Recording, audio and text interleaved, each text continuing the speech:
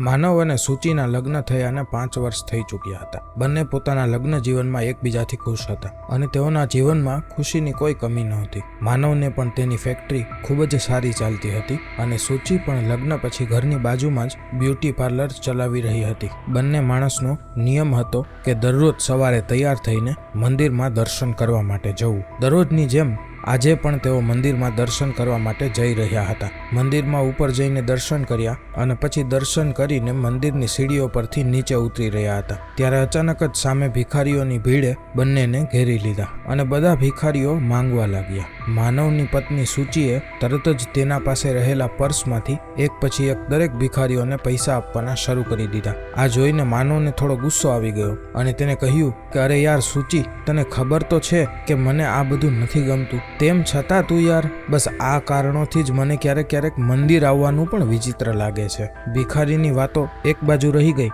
અને રસ્તા પર બંને પતિ પત્ની આપસમાં બોલાચાલી કરવા લાગ્યા. પત્ની સૂચિએ જવાબ આપતા કહ્યું કે અરે ભગવાનની દયાથી આપણી પાસે બધું જ છે. એક મોટી ફેક્ટરી છે અને સાથે સાથે મારું બ્યુટી પાર્લર પણ સારું ચાલે છે. આપણે બંને આટલું બધું કમાઈએ છીએ તો થોડું દાન પણ કરવું જોઈએ ને. તરત જ માનવે જવાબ આપતા કહ્યું યાર મને દાન કરવામાં કોઈ જાતની મુશ્કેલી નથી થતી, પરંતુ મને આવા તંદુરસ્ત અને કામ કરી શકે તેવા લોકોને આવી હાલતમાં જોઈને મને ચીડ ચડે છે. એ લોકો પોતાનું કામ ધંધો કરીને કમાઈને ખાઈ શકે છે, પરંતુ બસ બેઠા બેઠા તમારા જેવા લોકોને કારણે આ લોકો કામ ધંધો નથી કરતા. અરે તો તમે શું એવું ઈચ્છો છો કે આ લોકોને કોઈ કંઈ આપે જ નહીં? સૂચિએ જવાબ આપતા કહ્યું. પોતાની વાત આગળ વધારતા સૂચિએ ઉમેર્યું કે જો આ લોકોને કંઈ કામ ન મળે તો શું તેઓએ ભૂખ્યા સૂઈ જવાનું? આ તો ખોટી વાત કહેવાય ને. માનવ માથા પર હાથ દઈને બોલ્યો અરે સૂચિ, હવે તને કોણ સમજાવે? આટલું કહીને બસ આગળ ચાલવા લાગ્યો. આગળ ચાલીને પોતાની કાર પડી હતી ત્યાં કારમાં જઈને બેસી ગયો. થોડી વારમાં સૂચિ પણ આવી.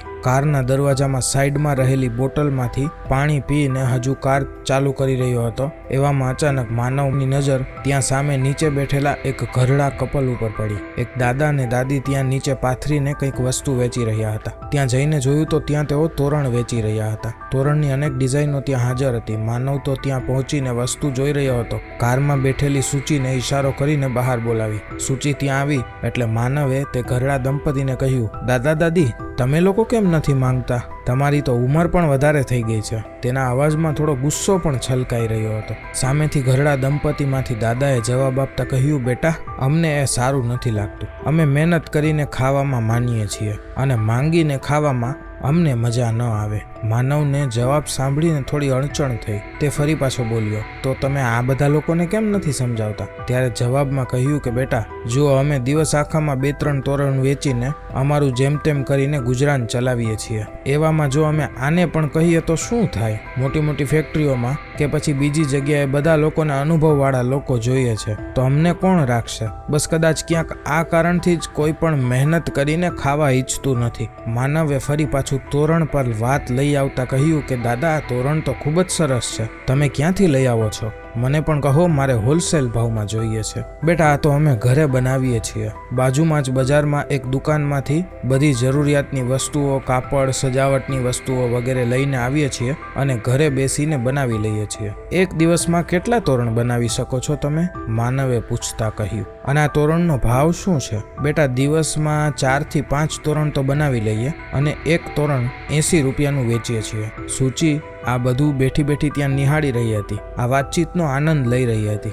માનવ વિચારમાં ખોવાઈ ગયો. થોડા સમય પછી તેને કહ્યું કે હું તમને બધું મટીરિયલ વગેરે લઈને આપું તો તમે કેટલા વધારે બનાવી શકો? ત્યારે સામે બેઠેલા દાદાએ જવાબ આપતા કહ્યું કે બેટા મારે આવવા જવાનો ધક્કો અને સમય બચી જાય તો 3-4ની જગ્યાએ કદાચ 5-6 પણ બનાવી શકીએ. અને જો તમને મદદ કરે તેવા માણસો મળી જાય તો દિવસના કેટલા બનાવી શકો? બેટા ત્યારે તો ઘણા બધા બની શકે છે. 10 થી ઉપર પણ બનાવી શકાય, કદાચ એનાથી પણ વધારે બની શકે. તો તમે એક કામ કરો, મારા ઘરની બાજુમાં જ મારી પત્ની બ્યુટી પાર્લર ચલાવે છે. ત્યાં બાજુમાં એક જગ્યા ખાલી છે. એ જગ્યા તમારી. બસ તમારે ત્યાં રહેવાનું અને આ બધું બનાવજો અને તમને જરૂરી બધી જ વસ્તુઓ ત્યાં મળી જશે. કંઈ પણ ઘટે તો હું ને મારી પત્ની લઈ આવીશું. બસ કામ બધું ઈમાનદારીથી કરજો અને ત્યાં તમને મદદ કરવા માટે ઘણા માણસો પણ મોકલી આપીશ. અને હા, કિંમત 80 રૂપિયા જ આપીશ.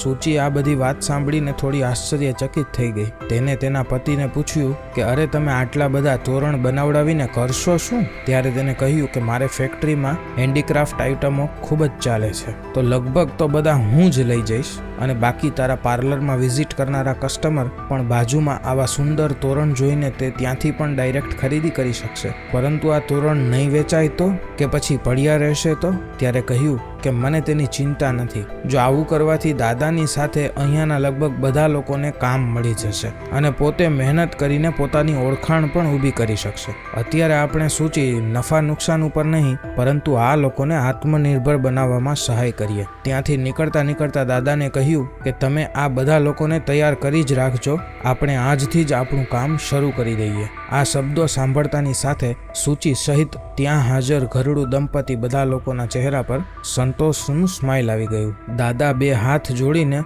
માનવનો આભાર માનવા લાગ્યા. ત્યારે માનવે કહ્યું, અરે મારો આભાર નથી માનવો, મને આશીર્વાદ આપો, તમારી ઉંમર મારા કરતાં મોટી છે. એમ કહી તેનો આશીર્વાદ લઈને ત્યાંથી બંને નીકળી ગયા. જો આ સ્ટોરી તમને પસંદ પડી હોય તો દરેક લોકો સાથે શેર કરજો. તેમજ આવી જ બીજી પ્રેરણાદાયક સ્ટોરીઓ સાંભળવા માટે આપણી ચેનલને જો હજુ સુધી સબસ્ક્રાઇબ ન કરી હોય તો સબસ્ક્રાઇબ કરવાનું ભૂલશો નહીં.